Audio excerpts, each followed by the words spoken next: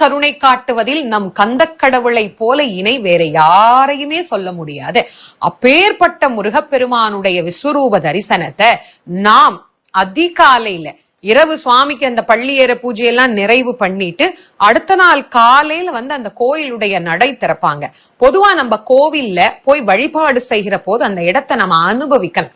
திருச்செந்தூர்ல நீங்க பாத்தீங்கன்னா காலையில நட திறந்த உடனேயே பள்ளியறை பூஜை நடக்கும். அந்த பள்ளி எழுச்சி, திருப்பள்ளி எழுச்சி முருகனுக்குன்னே பாடுவாங்க. திருப்பள்ளி எழுச்சி முருகனுக்குன்னே பாடி, முருகன முருகா செந்திலாண்டவா எங்கள் குறைய தீக்க நீ எழுந்து வா, வள்ளி தெய்வயானை சகிதராக விளங்குகிற பெருமானே எங்கள் துன்பத்திலிருந்து காப்பாற்று அப்படின்னு திருப்பள்ளி எழுச்சி பாடி சுவாமி அப்படியே அங்கிருந்து வலமாக கோவிலுக்கு உள்ள போனதுக்கு அப்புறமா இரவு முதல் நாள் எப்படி நட சாத்தும் போது அலங்காரத்துல இருந்தாரோ அப்படியே காலையில அவர் திறந்த உடனே சிரிச்ச முகமா அப்படி கோடி சூரிய பிரகாசத்தோட நம்மளுடைய பிரச்சனை எல்லாம் நான் சரி பண்ணிடுறேன், நான் இருக்கேன் அப்படின்னு சுவாமி காட்டுறாரு பாருங்க.